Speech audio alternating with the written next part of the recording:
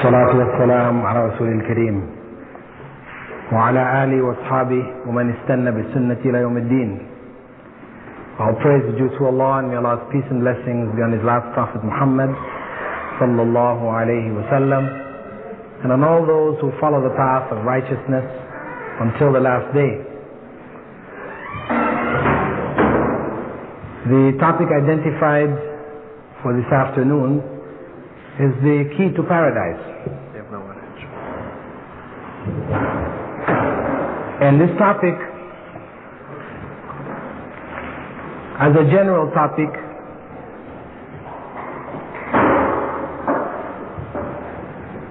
includes many different acts, beliefs, circumstances which Prophet Muhammad ﷺ has identified as being a means to paradise. Example, building a masjid. Prophet Muhammad ﷺ had said, "Man bana lillahi masjidan, bana lahu Allahu fil jannati baytan." Or bana baytan fil jannah. That whoever builds a masjid for Allah, Allah will make for him a home in paradise. So the act of building a masjid is a key among the keys to getting to paradise, because Allah to build a home for you in paradise and put you in hell, is contradictory. Furthermore, we have a number of other cases that have been identified in the Sunnah. These are just as examples. I mention them, that the reward for Hajj, which is accepted, is paradise. This is in Sahih Bukhari. That between Umrahs is an expiation for the sins, the minor sins which take place between them, and the reward for an accepted Hajj is none other than paradise. So Hajj represents a key to paradise. And there are many other statements that Prophet Muhammad ﷺ has made, identifying different acts having a reward of paradise. However, in the context of this conference, which is focused on La ilaha illallah as a way of life, the intent of this topic is a particular hadith of Prophet ﷺ, in which he said, "Man qala la ilaha illallah dakhala al-jannah." Whoever says La ilaha illallah will enter paradise. La ilaha illallah is among the keys to paradise. This is what the various other topics, which will be elaborated upon throughout the conference, will cover. Various aspects of this. This talk is really only a warm-up, because the official opening hasn't even taken place yet, right? So this is just to keep you all busy a little bit with some thoughts in this direction, so that when the actual talks, get underway, you will have some sort of background as to what to expect and be more prepared to interact with the various topics and those who present them. Now this hadith, in which Prophet ﷺ had said, whoever says La ilaha illallah will enter paradise, is a hadith which, like a number of other hadiths, cannot be taken by itself and major conclusions drawn from. With the Qur'an, there are verses whose meaning don't require us to look any farther than that verse. قُلْ هُوَ اللَّهُ أَحَدٌ. Say, He, Allah, is one, unique. We don't need any, other verses to clarify the meaning of this. Allah's oneness is very, very clear to us. However, there are other verses in the Qur'an wherein Allah may say, for example, لا تقربوا الصلاة, don't come near prayer. And this seems to contradict other verses wherein Allah says, أقم الصلاة, establish prayer. So that verse cannot be just taken by itself. It has to be completed. وأنتم سكارى, when you are in a state of intoxication. Okay, that gives us some more clarification. But even that verse, taking both parts together, don't come to prayer when you're in a state of intoxication. Again, this verse by itself implies that if you don't have to go and pray, it's okay to get intoxicated. This is implied by the verse. So, that verse cannot be taken by itself from the Qur'an. We have to look at all of the other verses involved, which talk about prayer, the requirements of prayer and intoxication. And they now have to be put in some either chronological sequence or contextual circumstance, when we understand that this was a part of a series of commands which came, and that the final command, Allah said, فَاجْتَنِبُوا, with regards to intoxicants, stay away from it. Not only give it up, but stay away from it. Don't even come near it. So, as in the Qur'an, it is very important that verses are not taken out of context unless the meaning is absolutely clear without any other implication. Unless the meaning is absolutely clear, one must look at all of the other verses in the Qur'an on the topic to get a clear picture. This is something I think quite obvious to us here. But this is also the same in the case of the Sunnah. That when you take a hadith of Prophet ﷺ, you also have to look at other hadiths on this topic, so that you don't come out with a meaning which was not intended. So this hadith in which Prophet ﷺ said, Man qala la ilaha illallah dakhala al-jannah, whoever says la ilaha illallah will enter paradise. There is another narration of this hadith in which Prophet ﷺ said, Man qala la ilaha illallah mukhlisan biqalbi dakhala al-jannah. Whoever says la ilaha illallah sincerely from his heart will enter paradise. So that's first hadith, the well-known one, which Muslims tend to focus on around the Muslim world. Well, we all say la ilaha illallah, so we're all going to paradise. It has to be understood with respect to the second narration, which clarifies that sincerity has to be there. Meaning that the ritual saying of la ilaha illallah, a kafir, a disbeliever who says la ilaha illallah, this will not put them in paradise. An individual who says La ilaha illallah because he wants to marry a Muslim woman. You know, he's informed that you can't marry a Muslim woman unless you're a Muslim. So he says La ilaha illallah so he can get married. But it doesn't mean anything in his heart. That La ilaha illallah is not going to take him to paradise.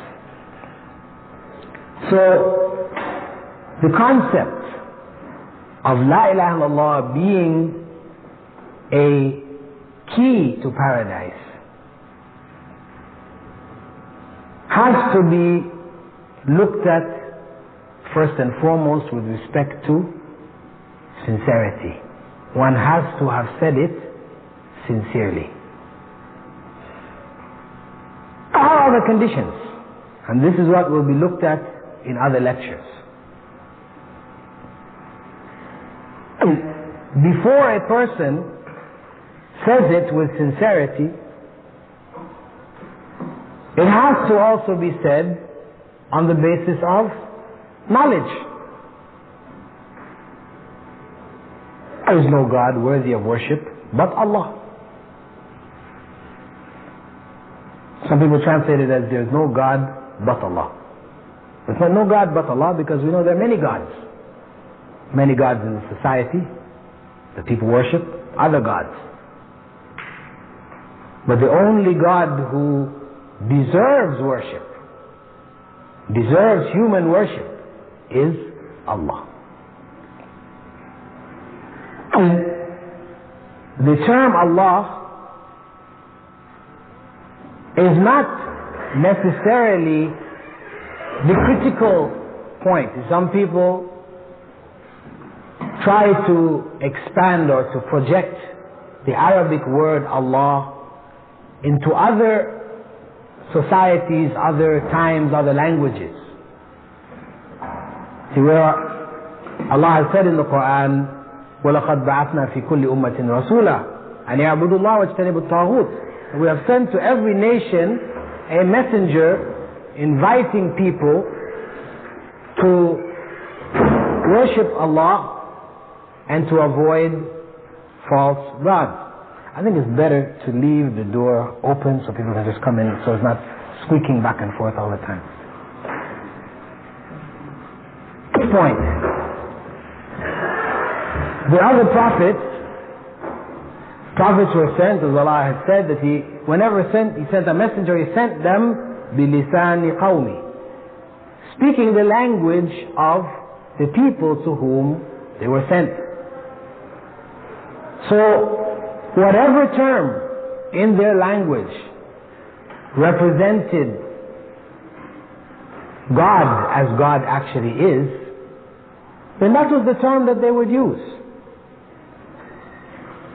It didn't have to be Allah. So we don't have to, some people go to great extent trying to show that, the word that Prophet Jesus said with regards to God was Allah, and this is what Prophet Moses said and what everybody else said. But well, maybe in the Semitic languages, because the Semitic languages share a common vocabulary.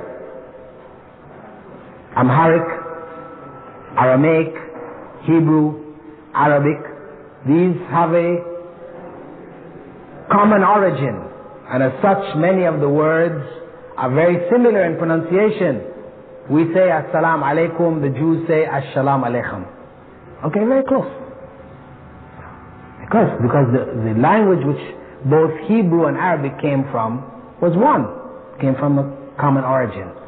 So not surprising to find that the term for Allah in Aramaic, the language of Jesus, was close to it, something like Allah, close to it. But now, we don't need to take that and try to project it to the Prophet who was sent to China, to argue now that in Chinese there is a word in Chinese, Allah, from God. No, we don't need to go there. Because it is not so much the name as the concept. Meaning that when we're talking about Allah, we're talking about Allah as He has described Himself in Revelation. So when a person says, I believe in Allah, they have to know who Allah is. they believe, as for example the Ismailis believe, the Aga Khani people, right? Aga Khan, Ismailis, who believe that Aga Khan is Allah incarnate, God incarnate. Aga Khan walking around here is Allah. You see? Then to say, I believe that only Allah deserves to be worshipped, that is not going to take me to paradise. No matter how sincerely I believe in it. So it means then that knowledge of who Allah is must be clear. You must have a clear picture of who is Allah. And then we said this means that only Allah deserves our worship. Then again, worship has to be clearly understood.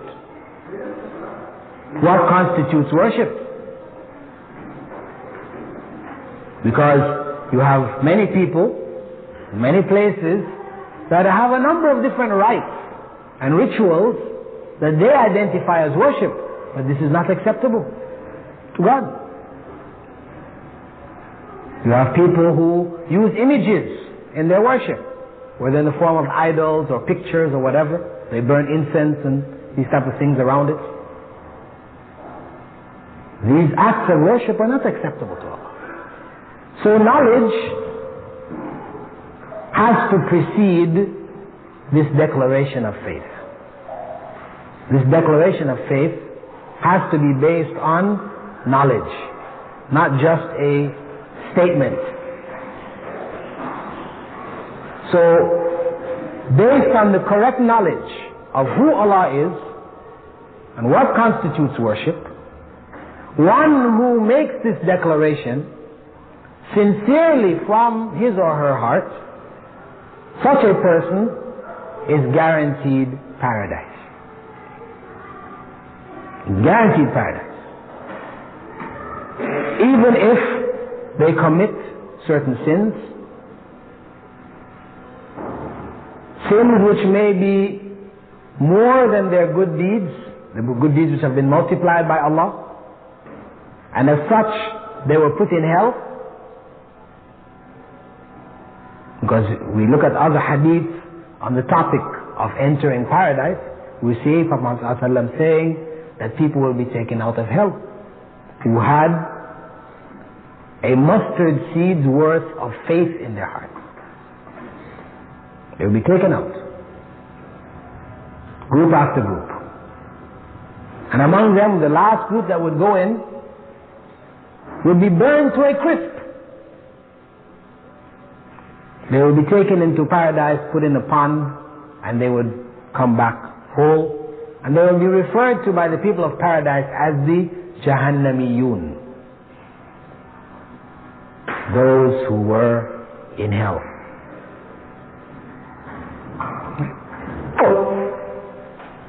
The point is that with correct knowledge of who Allah is and what constitutes worship, and expression of this in the declaration of faith sincerely, because that expression sincerely represents faith. This is what constitutes faith. Faith is knowledge and practice. That knowledge has to be implemented as a statement or statements, actions, deeds done, etc. Naturally, this person will do other deeds. That doesn't mean that all they did was make the statement and then the rest of their lives is, completely corrupt and evil, etc. It's inconceivable that a person who would make that statement sincerely would do no other good in the rest of their life. No. But it is conceivable that due to weakness of that faith, though it is there, they may do a number of evil deeds, which may be in fact even more than their good deeds. And as such, they will be punished, because Allah's justice will prevail. His mercy, His grace is there, but it is not divorced from His attribute of justice. La ilaha illallah when expressed with knowledge and sincerity, is one of the fundamental keys to paradise. I said this was only supposed to be a little warm-up, and you all have come from a variety of different places and backgrounds, and I'd like to give you all a chance if you want to ask any questions on this topic. We can just go into some general discussion now.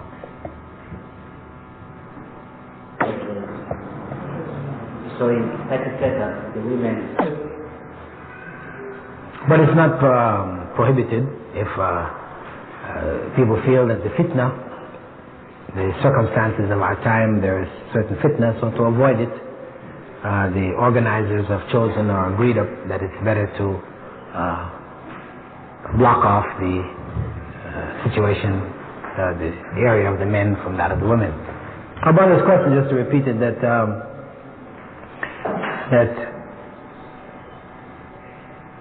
was it the practice in the Prophet ﷺ's time that when talks were given, or when the Prophet ﷺ gave khutbah or talks where there were men and women present, that the women were veiled from the men as in this gathering, in the sense of there being some sort of barrier or something like this? And the fact of the matter is, it wasn't so in the time of the Prophet ﷺ. However, it is not something which is prohibited, as I said. If it wouldn't be necessarily considered bid'ah or innovation in the religion, unless people tried to promote it as being a religious requirement, that this is what the religion says and this must be, etc., etc. If people promoted it in that fashion, then it becomes a form of innovation. But if it is just judged as a situation to avoid, because of the circumstances here, to avoid possible fitna, etc., the organizers have chosen to do that. They're not promoting it as a religious requirement. Then it is just it's an issue of convenience. It's just like, for example, if we developed a masjid, we have an upstairs and downstairs. The downstairs are for the men, upstairs for the women. Of course, in the Prophet ﷺ's masjid, that wasn't the case. The women were at the back, men were in the front. And as I said, there was no partition, so to speak. But in the circumstances, in the masjid that is built, or the house which has been converted into a masjid, it's just practically speaking, the area, if it were divided for men and women downstairs, it would not be sufficient. So it is more convenient for them to have the women upstairs and the men downstairs. They only have one entrance, or for a number of different factors which can allow us to organize according to our needs. And we don't necessarily have to follow certain patterns that have to do with technology or building styles, these type of things, that were exactly the same. Otherwise people will start to argue, well, listen, our masjids should have walls that are made from the trunks of the palm trees, and we should have roofs with palm fronds. We're not that rigid in that we have to maintain particular forms, right? So, we can utilize technology. Some masjids, they have a closed circuit TV and put the television for the women, so they can also see the speaker, but at the same time, there is separation. So, But should they be consulted at least? Those who are organizing, should take into account the opinions of the women involved, but in the end, they have to make a judgment based on their overall understanding of the whole situation. The final judgment is going to still end up being in the hands of the male organizers of the program. Sure. I have just a comment. I don't want to go further into this topic, but just as a reminder, is there not a hadith narrated with authenticity in the Qur'an and other books that Salama radiallahu anha, when she was sitting in her house without front, they said, but he is blind, the Messenger of Allah sallallahu alaihi wasallam. So he said, are you too Mind.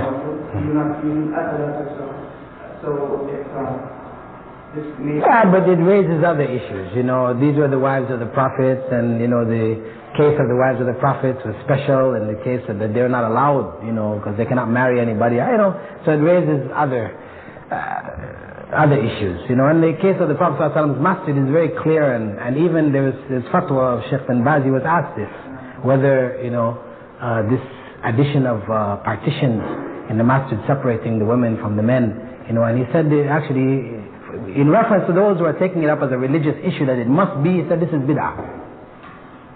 And that is not what I meant, that it must be. No, I'm just saying, but this was his response. So I just try to take a, you know, an easy approach to it. You know, we understand it where it is permissible, not a requirement. It is good in the organization of programs that the opinions of the women who are involved in it should be taken into account, of course, you know. But as I said, in the end, those who are organizing it have to make a judgment as to what they see is in the best interest of the community and those who are involved. Inshallah, we trust their judgment and go with it.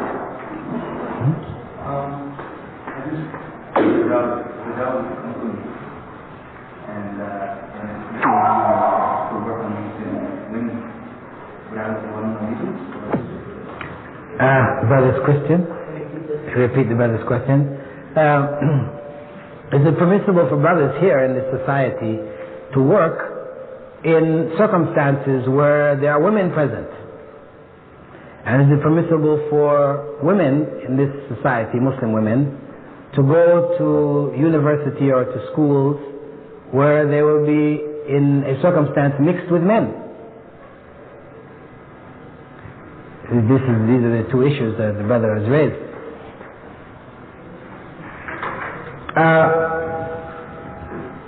First and foremost, it is a requirement for us as males to earn a living and look after our families. If the only job that we can find is one where there are women present on the job, then Islamically, in my view, we should take it. If you have no other options to make hijrah, you know, there's no other country opening their arms and say, come stay with us, you know, you're welcome here, you know. This is what we don't have the means to even pay for our ticket to get out of here. You know, this is your, I mean, you're in a circumstance, this is the reality, you're here. Right? How you got here and the other things are other points that one may also have to look at. But the fact of the matter is you're here, you have a responsibility to look after your family. Is it better for you to take handouts from the government, you know, in the form of welfare, whatever, these things, or to work? I mean, welfare being a form of begging, right, which has been prohibited by Prophet Muhammad. He prohibited, he identified it as being haram to beg. If you are capable of looking after yourself, for you to beg is haram for a Muslim. So, you have a choice between taking this haram through the government, and I mean, think of it, you know, you're begging kafirs. You're not even going and begging Muslims. You're going to beg the kafir to look after you, disbelievers, you know, or going out and working in a circumstance where there are women. Well, working in a circumstance where women are present is not in and of itself haram. If what is going on in the working environment is haram, then whether it's all men or there are women present as well as men, it makes it haram already. If what's going on in the working environment is halal, but there happens to be women present, this in and of itself does not make that circumstance haram. What happens is that you working in that circumstance, as a male, would have to abide by Islamic principles in terms of lowering your gaze, avoiding unnecessary conversation and socialization, you know, with the females present. I mean, this is just, this is a struggle that you would have to go through. So, my recommendation would be for you to take the job, and earn for your family. Because again, what will happen is that where you have a circumstance in marriage where a woman sees her husband incapable of looking after her, she will lose respect for him. It will show up one way or another.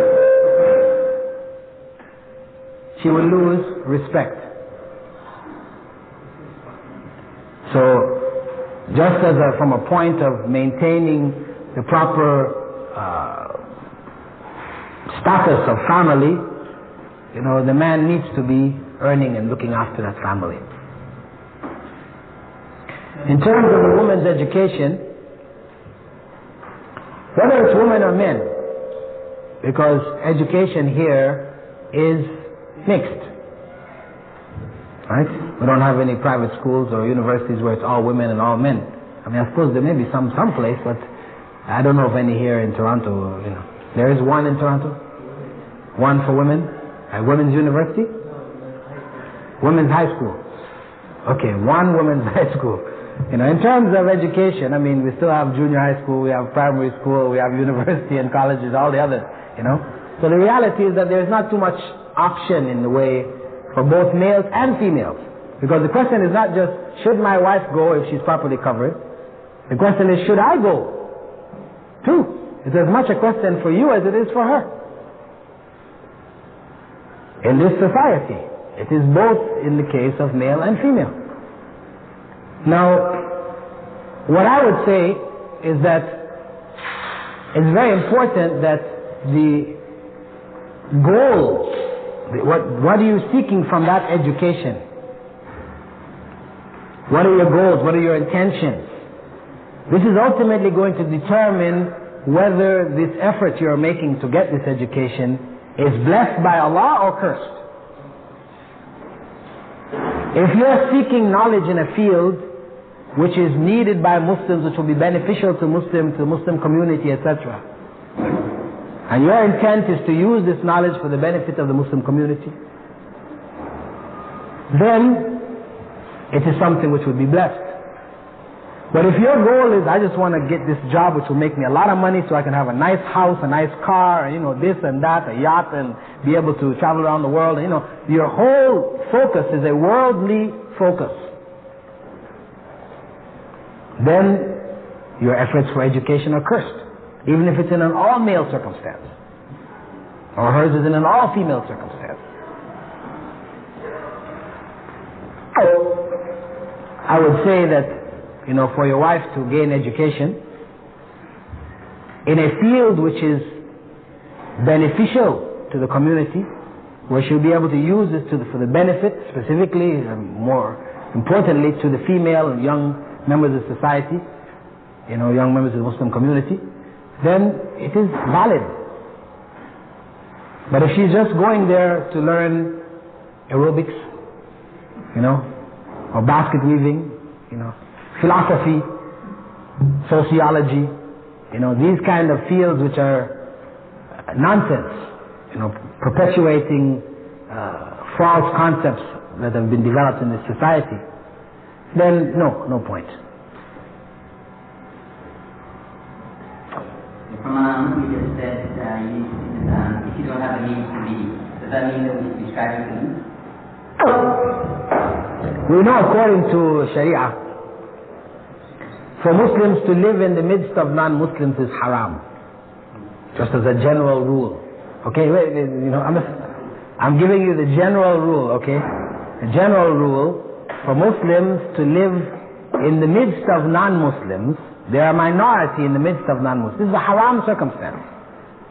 The Prophet ﷺ enjoined Muslims to make hijrah. And he said that the hijrah is continuing until the last day. It will continue until no more tawbah is accepted, no more repentance accepted. That's the signs of the last day begin. So hijrah is an obligation of Muslims. But there are circumstances which justify a Muslim's presence in the midst of non-Muslims. If it is, they can send one of the kids to the front door. They send one of the smaller children to just bring it in. Bring the questions in.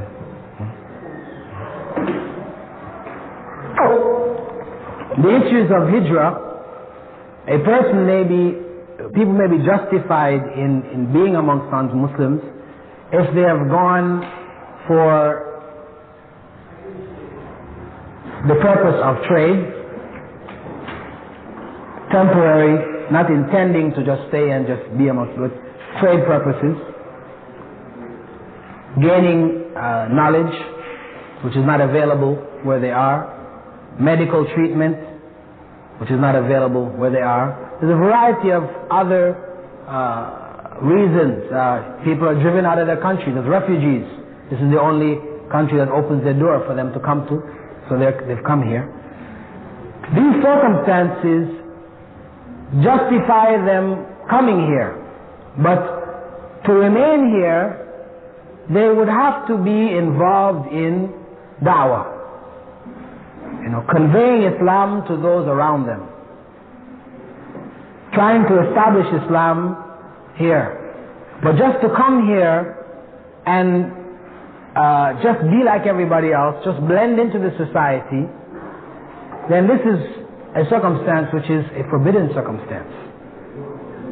Because in these circumstances we will have difficulty practicing Islam, and if we die in that state, there's a well-known verse in the Qur'an where Allah speaks about those people, that the angels will take their souls, and at the time of taking their souls will ask them, what state were they in? Why were they, they're taking their souls as Allah defines it, a state of self-oppression. ظَالِمِي أَنفُسَهُمْ. Why? They say because they were oppressed. They're a minority, small, they're oppressed in their area. But the angels will say to them, أَلَمْ تَكُنْ أَرْضُ اللَّهِ وَاسِعَةً فَتُحَاجِرُ فِيهَا. Wasn't Allah's earth expansive and you could have made hijrah in it? And the verse goes on to say, these people will find hell as their end. People who die in that state.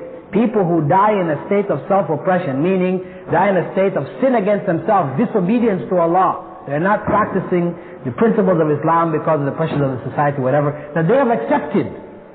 Those who die in that state, Allah says they're going to hell. So it means that from that, hijrah is an obligation.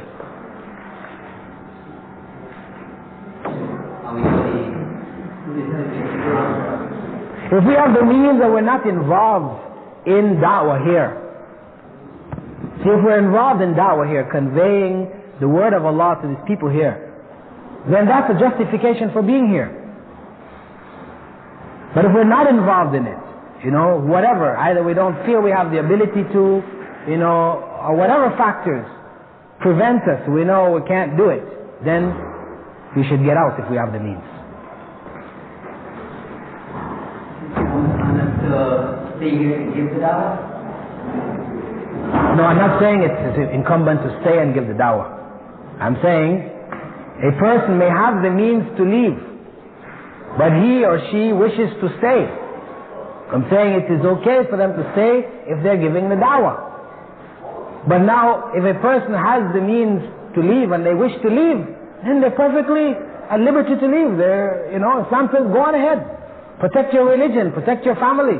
Take them into a circumstance where, inshallah, the environment will not be as destructive.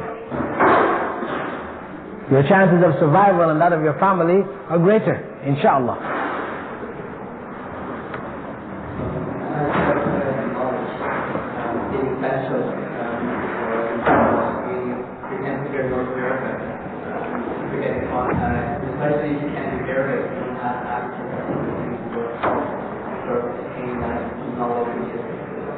A brother's question concerning gaining the knowledge which is necessary for understanding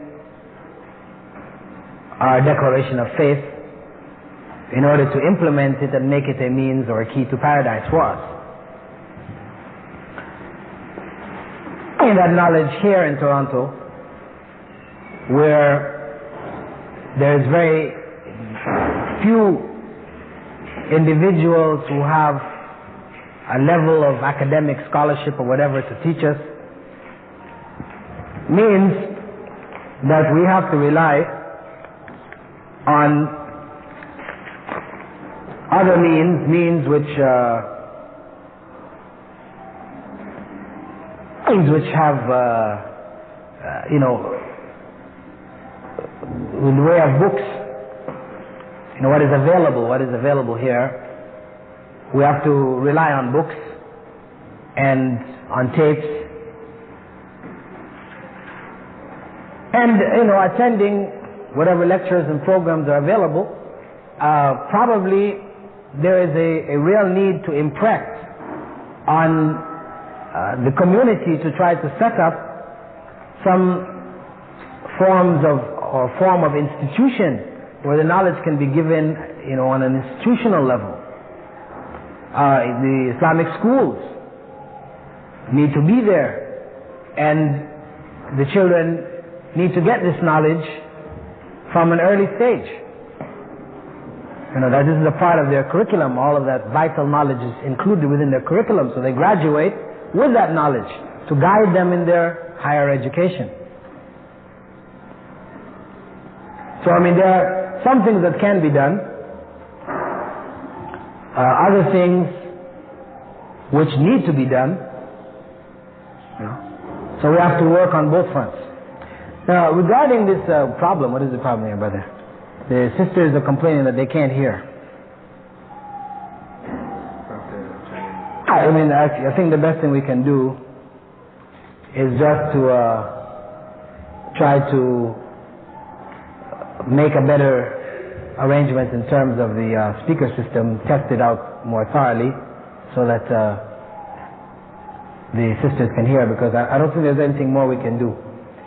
We've raised the volume as much as we can, and we'll try to repeat whatever questions come.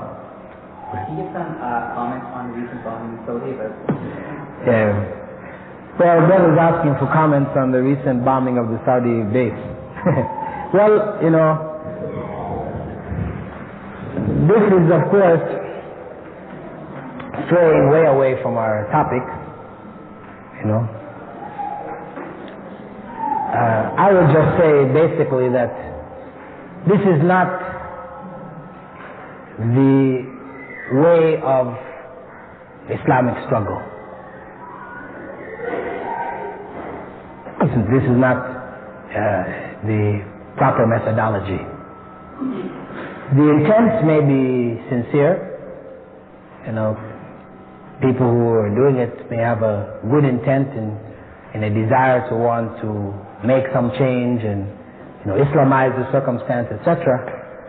But the methodology is not proper.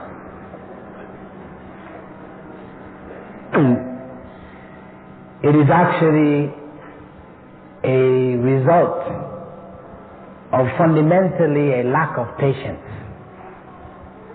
Right now,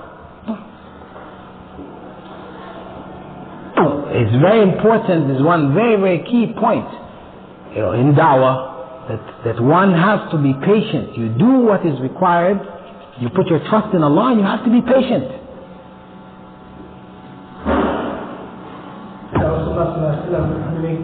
Surah Hudaybiyah and Jubair radiallahu anhu came, and he was, and then the Rasulullah make the Surah that any Muslim become from Mecca to Medina would return back to them. And then they returned him, and finally he ran away from Mecca, and he stayed not in Medina, not in Mecca, in between. And he heard the kuffar, and then they complained. There were 2-3 people. I am not sure how many they were, but some time ago I read this one. And I remember that they heard the people who were going to Sham and they bringing things and they steal from them, and Rasulullah never forbid them. He didn't say don't do it, right? Then, okay, but, so what is the point? This is the point that if you are impressed from kuffar, you can do whatever you want. If they are hurting you the wrong way, you can hurt them the wrong way too. They are getting our property, right, from our country, and we can hurt them because they are hurting us. Well, you know, brother, now we have to be careful, right?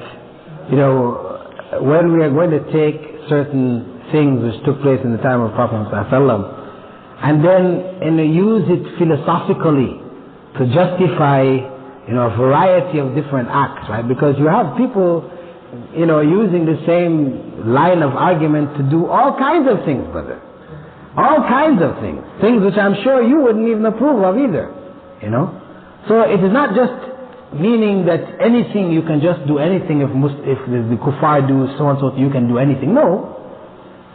In a circumstance where you have been driven from your home and you are still within that area, those people who have taken your wealth, for you to take back some wealth from them, this is permitted. You know, you're a person under attack. You know, you there. But no, it's not for me to say, for example, that you are in Burma, okay, and you know the Arkan Muslims, their property is being taken away and they're being driven out.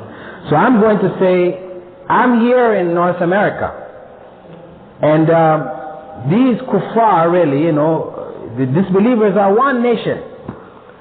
So they're taking that land from my Muslim brothers and sisters there in Burma, so it's okay for me to steal from them here. You know, I can rob a bank, you know, I can, you know, stick up old ladies, steal their purses, break into homes, you know. No, this is not how it works, brother. Those people who are there in Burma, you know, are justified. Their lands are being taken away, they're being driven out to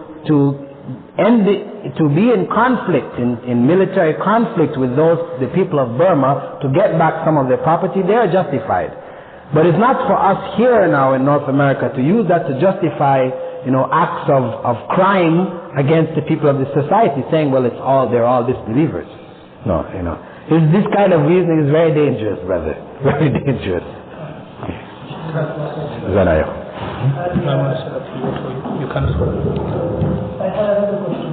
I came late, but I heard that you said if we are here in North America, we cannot stay here because this is Darul Kufr. I said according to the Sharia. Yeah, but we cannot live unless we make da'wah.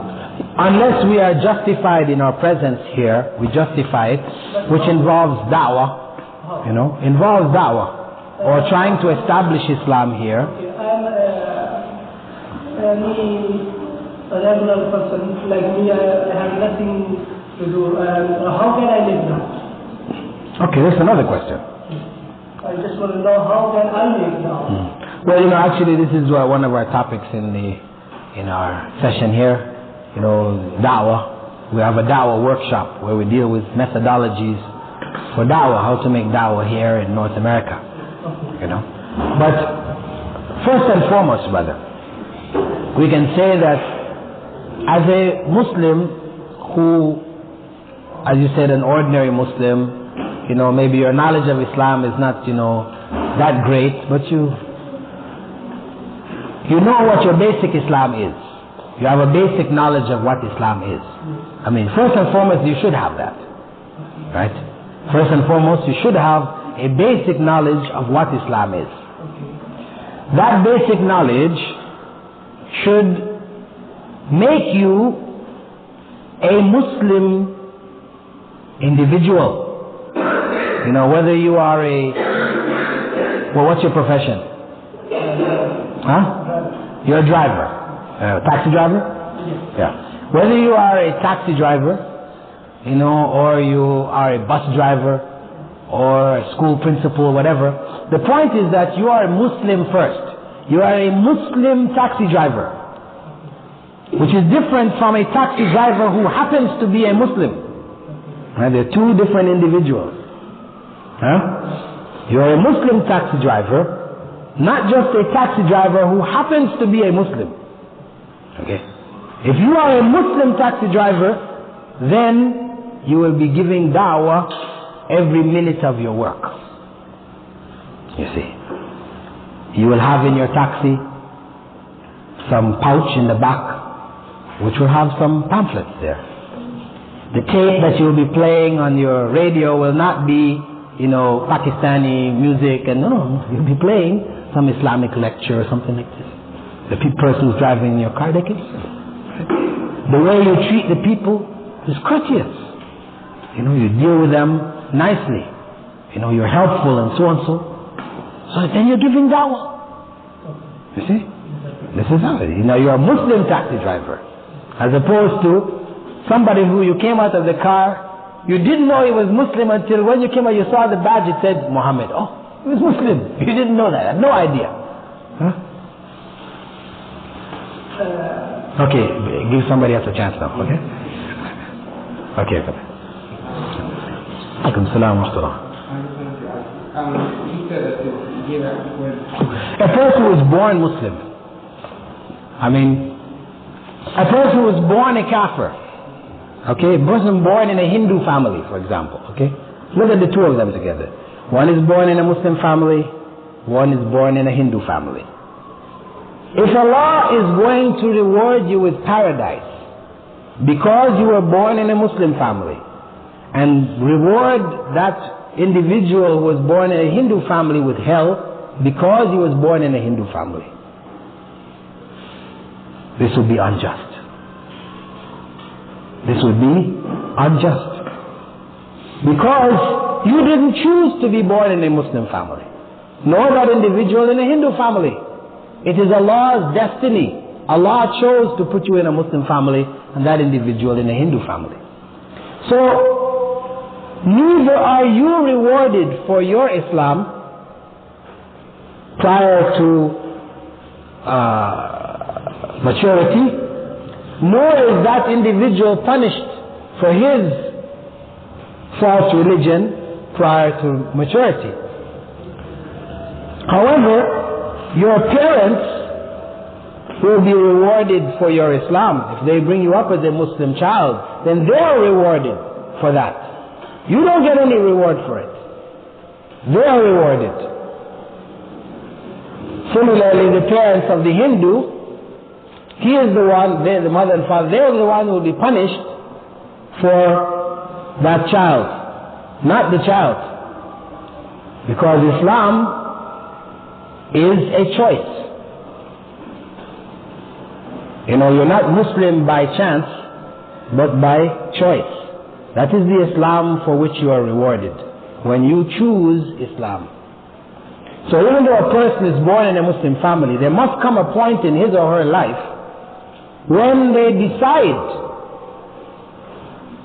I want Islam. I want to be a Muslim. Otherwise, we are in a circumstance like which the Prophet ﷺ described about some people who will do the deeds of the people of paradise all the way through their life until they reach a bow's length away from paradise. Then they will start to do the deeds of the people of hell, die, and be thrown in hell because of it.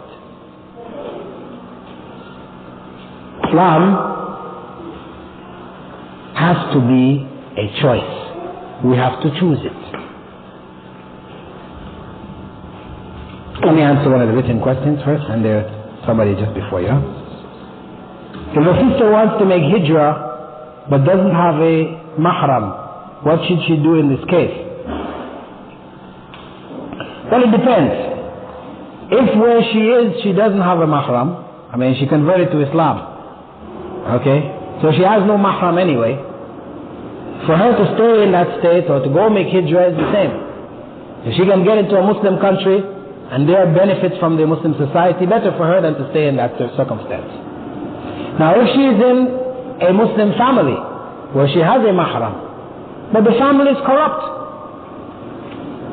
they're corrupt, they're satisfied with being non-Muslims in this society, and she seeks to flee from this circumstance to get into a Muslim society where she can live as a Muslim, then this is justification for her. But if her family are good Muslims, they're practicing Muslims, she has a mahram, practicing Muslim, but they're not able to make that hijrah at that point, then she should be patient. She should be patient until the circumstance arises that she is able to do so. If a sister wants to make hijrah but her husband doesn't want to, what advice can you give her? It's the same circumstance. If her husband is a practicing Muslim, etc., but when he sees from his circumstance that it is not practical for them to make hijrah at this point in time, then she has to be patient. But if her husband is really in fact not practicing Islam, according to some scholars, if he is not practicing Islam, then she is a Muslim, believing Muslim, then it is not even legitimate for her to be married to him. It's not allowed. But if he is just a lazy Muslim, not a disbeliever, but one whose practice is weak or whatever, then she has a choice of either being patient with him, continue to work with him, trying to help him, develop Islamically, or if she sees that there is no hope, then she has a choice there to seek to leave that marriage. To find somebody who would help her to live a life as a Muslim woman.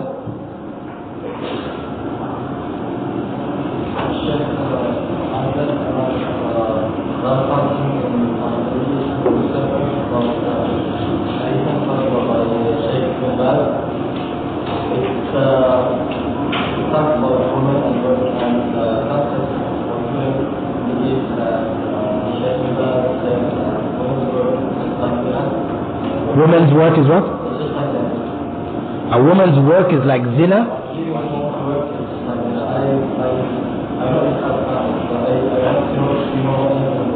Well, brother, I don't think I could believe that.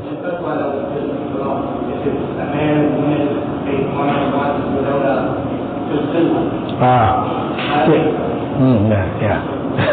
Because, be careful, when we are attributing people, better to say it is said, and ask it is said in general, rather than attributing it to somebody when you're not sure of the wording this way. Because, again, this is dangerous, because you're making a false accusation against, one of the leading scholars. You understand what I'm saying? I'm just giving advice, right? Advice to you that if you don't have it written in front of you, or you can either present it and show it, you just have a vague remembrance, better to say, it has been said, or it's been attributed to some scholars that so and so and so and so. Then the speaker can deal with it without having to deal with the other implications.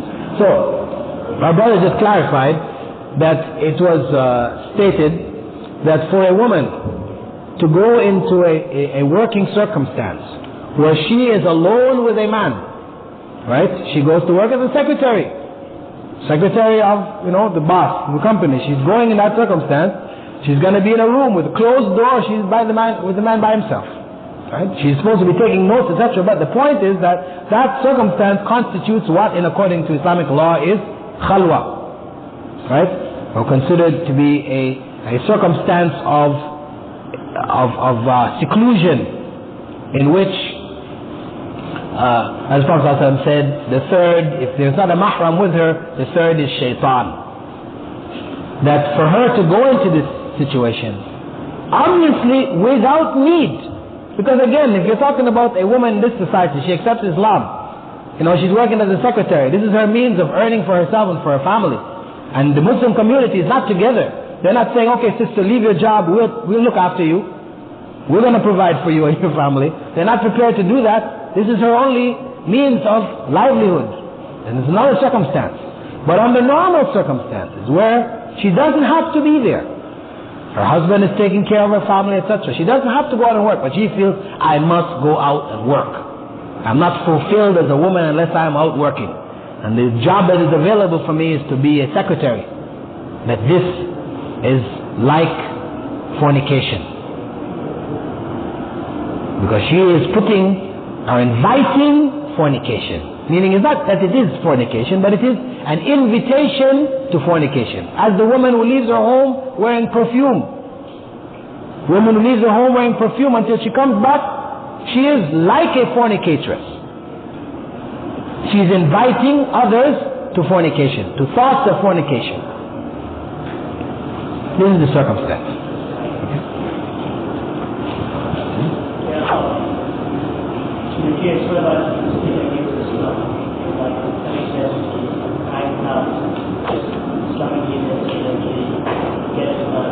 Is this related to our topic, brother?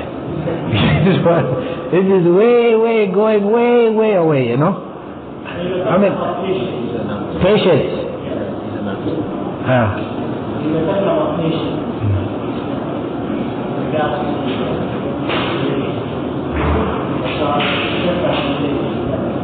Well, you know, of course, when you talk about patience in general, it's not saying that you are patient about each and everything. That if, for example, in this society, they decide to make a movie, you know, as they've made in Europe, this movie portraying Jesus as a homosexual, okay? That Muslims should just be patient and just don't say anything. You know, as the Christians in this society, they won't say anything. Nobody will say anything. It's okay. Freedom of speech, freedom of expression. No. In such a circumstance, Muslims should speak out. This is something evil. Where there's evil in the society, where there are people, for example, promoting homosexuality, you know, now the society, for you to speak out against homosexuality, you know, is like you're a criminal. You know, they call you're homophobic. They even have a name for us now. Those who are opposed to homosexuality and speak out against it. No, in these cases, Muslims' stance should be clear. We should not be afraid to stand up and say, no, this is an evil.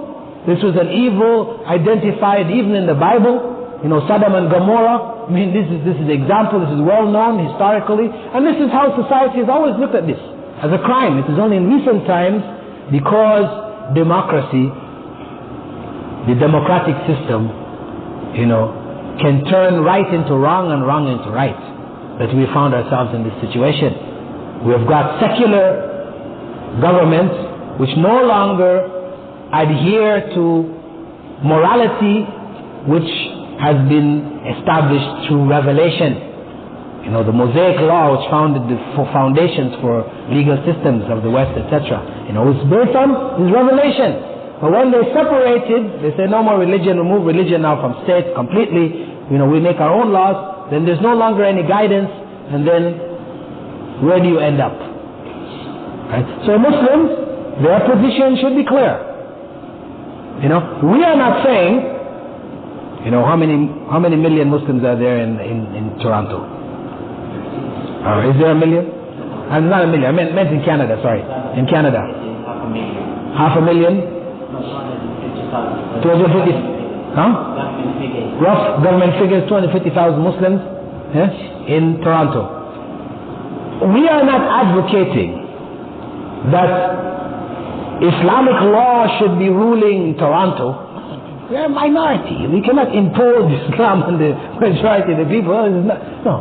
But we do advocate that government should be in accordance with moral principles, which are not changeable day by day, but which are recognized from revelation, you know, which society has accepted from the past. We support those moral stances.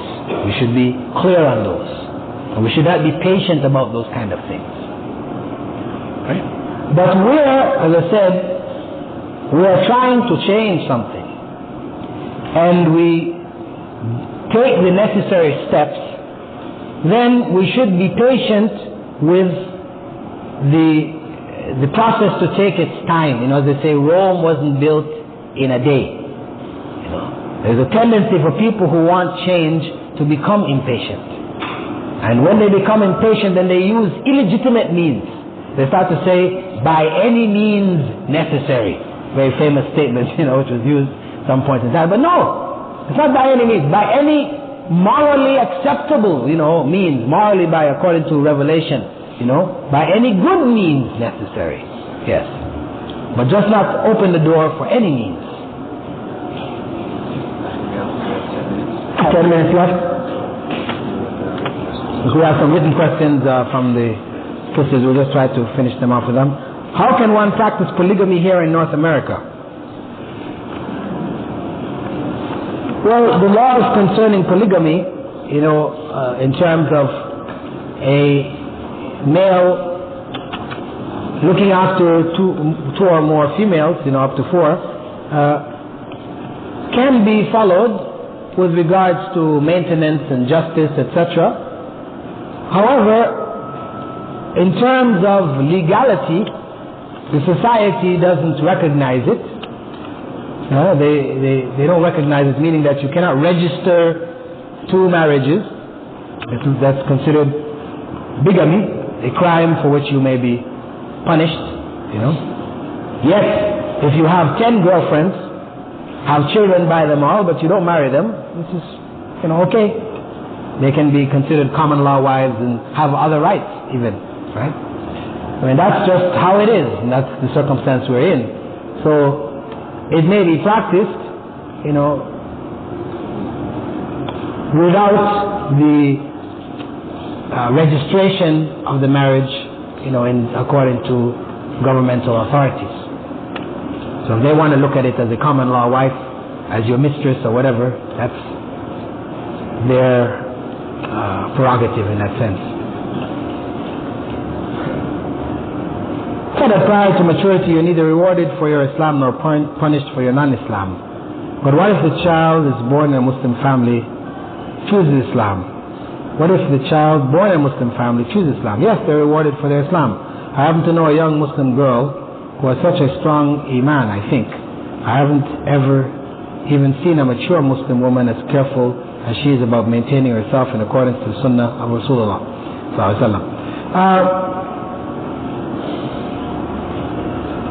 As I said, before puberty, if a person reaches the level of maturity and chooses Islam, sincerely of course, then they are rewarded for it, you know. Even if the person happens to be young. But I said maturity. Maturity doesn't necessarily mean, you know, over 21. No, maturity we're talking about is puberty, which means the age 12, 13, you know. And some people mature earlier than others. So I want to make hijrah. There is nowhere safe to go. If I want to learn Islam, there are no schools who will financially support me. I feel there is so much more to me than just silence. I want to become a Muslim public speaker focusing on the needs of Muslim children and women. But we really need this. How can I?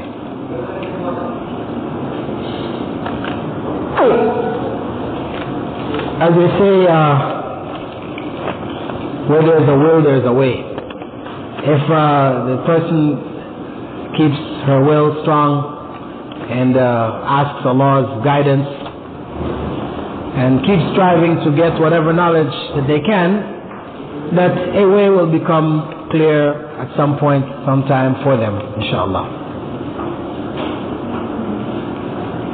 It is true that if a sister is able to get married and does not, then for a period of time that she is single, a sin is written for her. This is a new one on me. I never heard this one before. You know, marriage is not wajib, compulsory, in the sense that if you didn't marry, you are now sinful. It is recommended, highly recommended. It becomes compulsory, according to some scholars, you know, only when you fear fornication. If a person feels themselves being drawn into fornication, then it becomes compulsory for them to get married to protect themselves from falling into that major sin.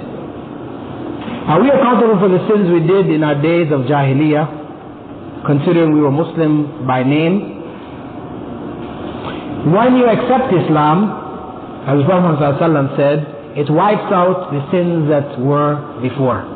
When a person accepts Islam, they make tawbah. This was an act of tawbah or repentance. When they accept Islam at that point, if they were non-practicing Muslim before, then what went before is wiped out. Your advice for a sister who is wearing hijab when it comes to working? Iqab when it comes to working. Because the kuffar will not hire us dressed this way. Even if we have a husband, work is hard to find in this country. And the sisters do not want to remove the niqab or hijab. Thank you.